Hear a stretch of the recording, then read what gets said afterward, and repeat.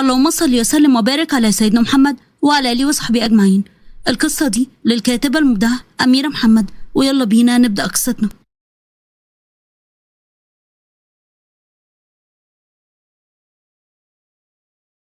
بتبدأ قصتنا مع سارة ومريم اللي كانوا ماشيين في الشارع تحت المطر. يا نهار أبيض، دي الدنيا غرقت، أنا مش قادرة أمشي أكتر من كده يا مريم، الجو تلج، دي الأرض بقت كلها طين. والله ولا أنا كمان يا سارة قادرة أمشي، أنا تعبت قوي بجد. طب استني، في محل قدامنا هناك أهو، تعالي نقعد فيه شوية لحد ما المطر يخف شوية وبعدين نبقى نمشي تاني. لا يا مريم، ده مش محل، ده إيه ده؟ دي مكتبة، بس أنا مش شايفة نور ولا أي حاجة فيها، دي شكلها كده مقفولة من سنين. يلا ندخل بس نريح فيها شوية، المهم بس إن بابها مفتوح عشان ندخل نقعد فيها بسرعة. يلا أنا سقعانة قوي.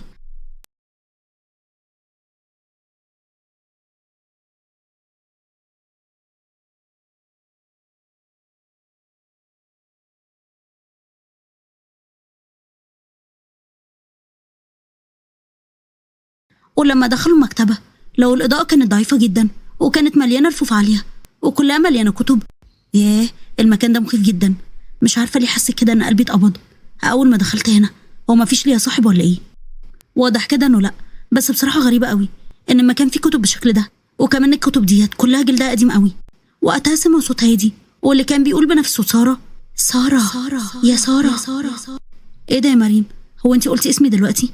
لا والله ما فتحت بقي، هو ايه الصوت اللي ظهر ده؟ وقتها سمعوا صوت تاني بيهمس بنفس الصوت. مريم يا مريم. انا سمعت اسمي انا كمان. اعوذ بالله من الشيطان الرجيم، بسم الله الرحمن الرحيم. ده عفريت ده ولا ايه يا ساره؟ بدأوا يتحركوا ناحيه الصوت، وفجأة كل واحده فيهم لقت كتاب كبير على اسمها بالكامل. ايه ده كتاب باسمي؟ ايه الجنان اللي بيحصل ده؟ وانا كمان في كتاب باسمي بالكامل. يا نهار ابيض، ده ايه التهريج ده؟ احنا لازم نفتح الكتب دي ونعرف اللي فيها في البداية، وربنا يستر بقى. سارة قالت كده وفتحت الكتاب اللي كان عليه اسمها. يا نهار ابيض، الحقيقة يا مريم ده بيحكي عن حياتي. بصي مكتوب فيه ايه؟ ان انا اتولدت في يوم كذا وفي شارع كذا، وامي فلانة وابويا فلان. ده حتى مكتوب فيه اسرار ومحدش يعرف عني ابدا. ايه الهبل ده بقى؟ طب استني كده، انا كمان هجرب افتح الكتاب اللي مكتوب عليه اسمي بالكامل واشوف بقى فيه ايه بالظبط اللي جواه. مريم فتحت كتابها واتجمدت في مكانها. سارة الحقيني بسرعة، ده الكتاب بيكتب لوحده. نعم، هي الجنان ده؟ أنا حاسة إن أنا في كابوس أقسم بالله. الصفحة وقتها كانت مفتوحة قدام مريم، والحبر بيظهر ببطء وهو بيكون جملة واللي كانت مكتوبة. والآن تقف مريم في المكتبة وهي ترتجف.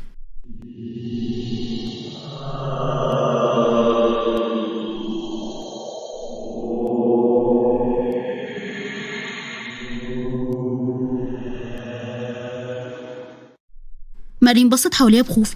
يا نهار أبيض، ده بيوصفنا فعلا دلوقتي. طب بصي كده، ده كمان في صفحات قدام مكتوب اني ايه ده، اني هموت بعد 3 ايام. يا لهوي، الحقيني يا مريم.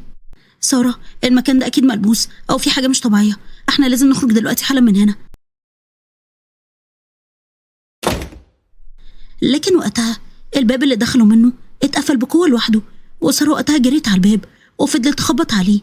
افتح بقولك. يا نهار ابيض، ده مش بيفتح خالص. احنا هنعمل ايه دلوقتي يا مريم في الورطة دي؟ سيبيه يا سارة، سيبيه يلا وتعالي، في حاجة غريبة هناك. بص كده، الكتاب بتاعك الورق اللي فيه بيتقلب لوحده. سارة بدأت تقرأ اللي اتكتب ومكتوب. تقترب سارة من باب وهي تحاول الهروب ولكنها لن تستطيع. مريم وقتها شافت شبح طويل لونه اسود. الحقيقة سارة، ده في عفريت بيتحرك هناك اهو. يا لهوي، احنا لازم نلاقي مخرج تاني يا سارة في اسرع وقت. بصي في باب هناك اهو، يلا بسرعة نروح هناك ونشوف هيودينا على فين بالظبط. ايوه هو الباب ده، مفيش غيره. يلا بقى بسرعة قبل ما الشبح يوصل لنا. واول ما دخلوا الباب لقوا نفسهم في اوضه تانية مليانه ارفف، واول كتاب على الرف مكتوب عليه جمله الفصل الاخير. مريم، انت شايفه المكتوب ده؟ الفصل الاخير يعني ايه ده؟ احنا في روايه ولا فيلم رعب ولا في ايه بالظبط؟ انا مش فاهمه اي حاجه خالص يا ساره، بس اكيد مش حاجه خير، دي اكيد مصيبه. استني كده، انا هقلب الصفحه واشوف ايه اللي بعدها. ساره بدات تصرخ. لا ما تفتحيش، عماله بتكتب لوحدها، يمكن لو قلبتي الصفحه يحصل لنا حاجه. لا يا ساره، انا لازم اقلب الصفحه دي، يمكن نعرف ايه اللي هيحصل ونلحق ننقذ نفسنا. بدات مريم تقلب الصفحه بس ببطء، والحبر بدا يظهر وكتب وقتها، وتبدا الجدران تقترب منهما. استغفر الله العظيم يا رب. مريم فعلا الجدران بجد بتقرب مننا. يا لهوي يا مريم، احنا هنموت هنا ولا ايه؟ ما قلتلك ما تقلبيش زفت الصفحه. يا ساتر استر يا رب، ده المكان بيضيق علينا. طب هنعمل ايه دلوقتي؟ احنا لازم نخرج من هنا باي شكل من الاشكال، حتى لو هنكسر الباب ده دلوقتي. ساره حاولت تفتح الباب لكنه كان مقفول كويس قوي، ومريم بدات تصوت. يا لهوي يا ساره الحقي، ده حتى الكتب بتتحرك. انا خايفه قوي بجد. لا لا، اللي بيحصل ده جنان، ده اكيد مش حقيقي. انا اكيد بحلم. ايوه اكيد بحلم. وفجاه الكتاب بدا يكتب تواريخ. استني يا ساره، الكتاب بيكتب تواريخ. ايوه دي تواريخ اهي. ده تاريخ ميلادي، وده تاريخ النهارده، وده تاريخ ده تاريخ موتك. مكتوب موتك النهارده يا مريم، النهارده. اكيد الجدران دي هتفضل تضيق لحد ما تفحصنا في وسطها ونموت. ايوه اكيد. لا لا، ده اكيد هزار. ايوه مش ممكن الكلام ده يكون حقيقي. هو ايه اللي بيحصل من حوالينا ده كله؟ في ايه يا مريم؟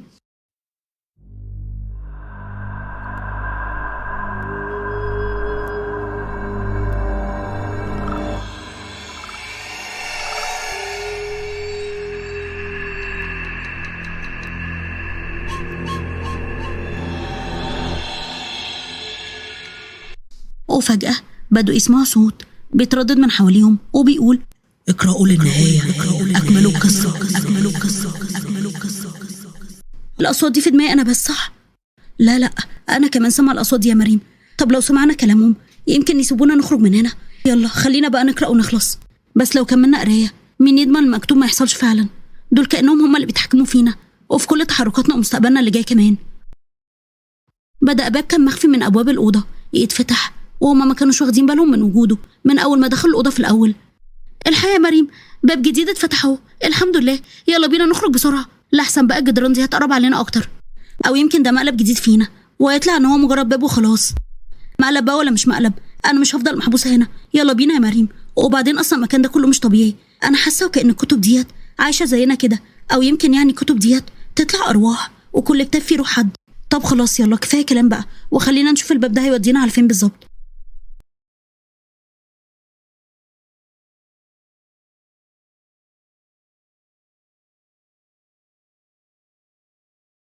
خرجوا من الباب لقوا نفسهم في أوضة صغيرة وفيها ترابيزة صغيرة عليها كتاب أسود كبير جدا، والغلاف بتاعه عليه رسومات غريبة. أكيد يعني ده أهم كتاب هنا، أو يمكن يكون هو سبب كل اللي بيحصل ده كله كمان، لأن أكيد وجوده هنا مش مجرد صدفة وخلاص. ومدوا إيديهم عشان يفتحوه، وفجأة ظهر شخص غريب جدا. كان طويل ولابس هدوم قديمة قوي. أرجوكم ما حدش يلمس الكتاب إلا صاحبه. وصاحبه ده مين بقى؟ انتوا أصحاب الكتاب ده، وما هيكون مين يعني غيركم؟ احنا؟ ليه وازاي وحصل امتى ده؟ لأنكم مكتوبين جوه الكتاب ده من زمان، من قبل حتى ما تتولدوا. طب انت مين اصلا؟ ولما احنا اصحاب الكتاب ده انت ليه ظهرت لنا وقلت لنا محدش يفتحه الا صاحبه؟ لأني كنت حارس المكتبة من زمان، والمكتبة دي مش زي اي مكتبة تانية. دي مش بس بتخزن الكتب، لأ دي بتخزن الأرواح. بتخزن أرواح؟ يعني ايه الكلام ده؟ مش مجرد ورق وحبر بيتكتب فيه، لأ دي حياة كاملة، حياة اتكتبت من أول نفس لآخر نفس، وفي آخر صفحة بيكون مكتوب المصير بتاع الشخص اللي هو صاحب الكتاب ده. طب والكتاب ده معقول يبقى كتابنا احنا؟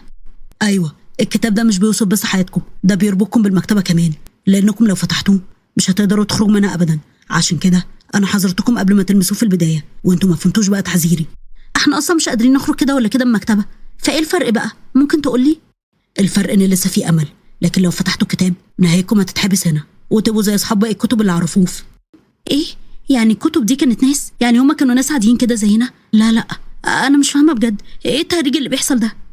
ايوه كانوا ناس زيكم كده في يوم من الايام، بس حياتهم كلها بقت محصوره على الكتاب ده فقط. ساره رجعت خطوتين لورا وهي قلبها بيدق بسرعه. طيب لو ما فتحناهوش ايه اللي ممكن يحصل وقتها يعني؟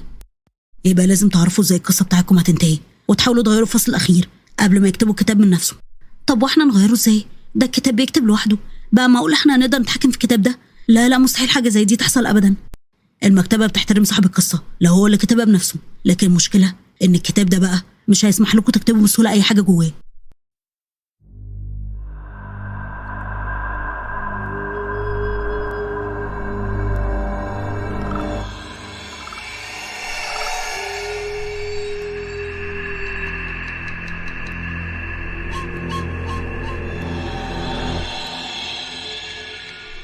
فجأة الكتاب الأسود بدأ يتهز لوحده ويتفتح كمان. اقفلوا بسرعة أرجوك. دلوقتي خلاص، المكتبة هي اللي قررت خلاص. وهنا الحبر بدأ يظهر على الصفحة الأولى وكان مكتوب: الليلة لن تخرج سارة ومريم من المكتبة. سارة، احنا لازم نمسك القلم قبل ما يكمل الجملة.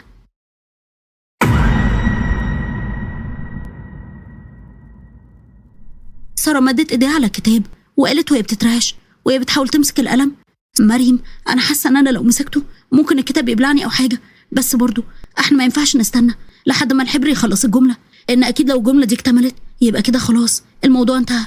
انا مش عايزة نهاية الكتاب كده قدامي وانا واقفة ومش قادرة اخد اي رد فعل. طب استني، ما تمسكوش بسرعة، القلم ده اكيد مش قلم عادي، يمكن يكون فيه لعنة او حاجات تخليكي تكتبي غصب عنك. احنا محتاجين خطة، انا مش هسيب المكتبة دي تقرر مصيرنا، مش بعد اللي شفناه ده كله وفي الاخر حياتنا تنتهي بالسهل كده. خطة ازاي بس واحنا قدامنا ثواني يا مريم، مش ايام. بصي الحبر بيكتب اهو تاني، خلاص، والكلمة الجاية تظهر دلوقتي. لو اتأخرنا حتى ثانية يمكن خلاص هنروح زي باقي الأرواح اللي راحت في الكتب دي. طب خلاص، أنا عندي فكرة، لو الكتاب بيكتب لوحده يمكن نقدر نضلله ونخليه يكتب حاجة تخليه يعتقد إنها جزء من القصة، وبعدين نغير النهاية فجأة كده نكون سيبناه يكمل بس لصالحنا. خلي بالكم، المكتبة مش غبية، هي هتحاول تحاربكم، يمكن تكتب كلمات تمسح اللي كتبتوه أو تخليكم تشوفوا كلام مش موجود أصلا. طب انت واقف كده ليه؟ بتتفرج علينا خلاص؟ ما تساعدنا بدل ما بتتكلم بالألغاز. انت قلت ان احنا اصحاب الكتاب، يبقى ساعدنا بقى ان احنا نخرج من هنا. أنا مجرد حارس وبس، أنا مش بقدر أغير قصص أصحاب الكتب، لكن أقدر أقول لكم إن القلم مش بيكتب إلا لو أنتوا فعلا عايزين الكلمة اللي هتتكتب. سمعتي ان لازم احنا نتحكم في تفكيرنا، ولو ركزنا على كلمة أو جملة معينة الكتاب هيكتبها بدل ما هو عايز، بس لو خوفنا سيطر علينا يبقى وقتها هو اللي هيفوز. سارة أخدت نفس عميق ومدت إيديها على القلم. يبقى نكتب إيه؟ كلمة واحدة بس ولا جملة كاملة؟ لازم حاجة توقف المكتبة دي وتفكنا من اللعنة دي. نكتب إن احنا خرجنا وإن المكتبة نفسها اختفت، مش كفاية إن احنا نخرج، لأ، ده احنا لازم نمحي وجودها عشان محدش غيرنا يتورط. هي دي فكرة مجنونة بس يمكن تكون دي فرصتنا الوحيدة. سارة مسكت القلم، لكن فجأة الأرفف حوالين الأوضة بدأت تهتز والكتب وقعت على الأرض، والحبر اللي في الكتاب بدأ يتحرك بسرعة وكأنه بيحاول يسبقهم في الكتابة. مريم، الكتاب بيكتب أسرع مننا، الحروف بتظهر لوحدها، شايفة؟ بيكتب. سارة اختفت في الظلام. لأ، مش هسيبه ينهي حياتي كده، أنا مش هختفي، مستحيل أختفي أبدا. ركزي في الجملة اللي احنا اتفقنا عليها، اكتبي احنا خرجنا من المكتبة والمكتبة اختفت للأبد، ما تفكريش بقى في أي حاجة غير كده. سارة مسكت القلم وبدأت تكتب بصعوبة: خرجنا. بسرعة، المكتبة مش هتسمح لكم تكتبوا النهاية دي، هي دلوقتي بتحاربكم، لو وقفتوا ثانية واحدة بس هتضيعوا. لأ، الحبر بيختفي. سارة كملي الجملة بسرعة، يلا بسرعة يا سارة، مفيش وقت. سارة حاولت تكتب بسرعة جملة وكتبت والمكتبة اختفت للأبد، وفجأة كل حاجة هديت من حواليهم والكتاب اتقفل لوحده. احنا لسه عايشين، هو ده حقيقي؟ انا مش مصدقه نفسي يا مريم، احنا قدرنا خلاص ان احنا ننتصر على المكتبة اخيرا.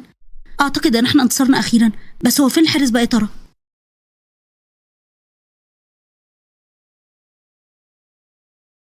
وبصوا ناحية مكانه لكنهم لقوا كرسي فاضي، وعلى الأرض كان في ورقة مكتوب فيها: كل نهاية هي بداية جديدة.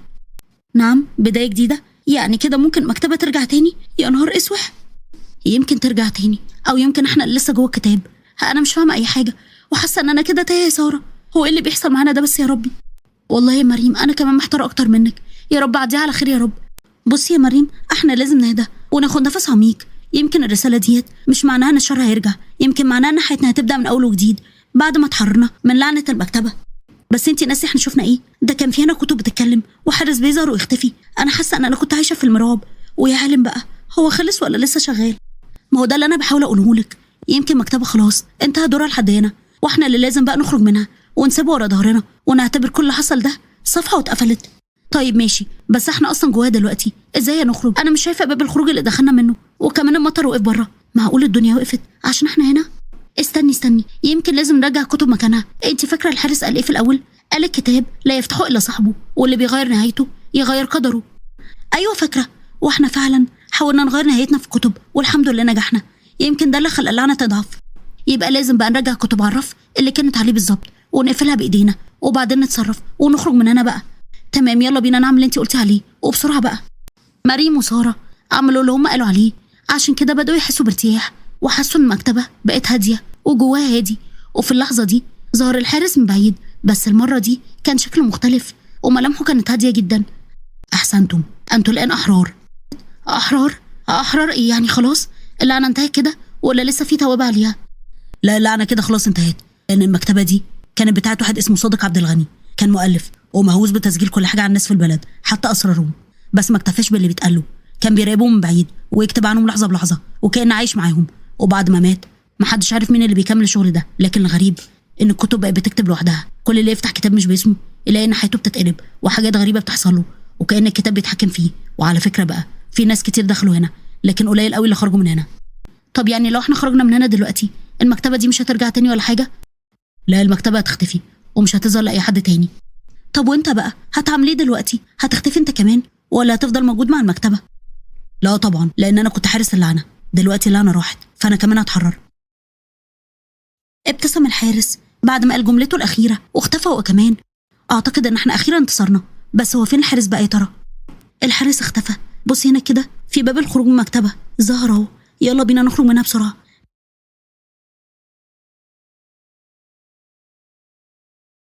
مريم وسارة طلعوا يجروا ناحية الباب وخرجوا من المكتبة وبصوا وراهم لقوها اتبخرت واختفت من الوجود كله، فابتسموا هما الاتنين.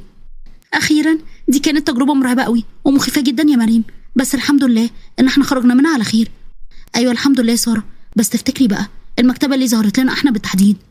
بصي يا مريم، أوقات كتير الحاجات دي بتحصل من غير ما يكون ليها سبب واضح. يمكن مكتبة كانت بتدور على حد يعرف يتحدى لعنتها واحنا كنا هناك بالصدفة، أو يمكن كل دوت أصلا مش صدفة.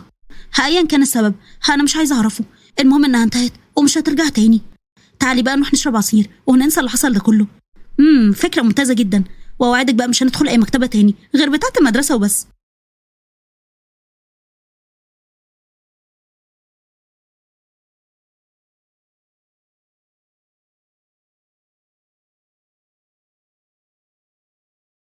ضحكوا الاتنين ومشوا بعيد وعمرهم ما نسوا التجربة دي اللي هما مروا بيها.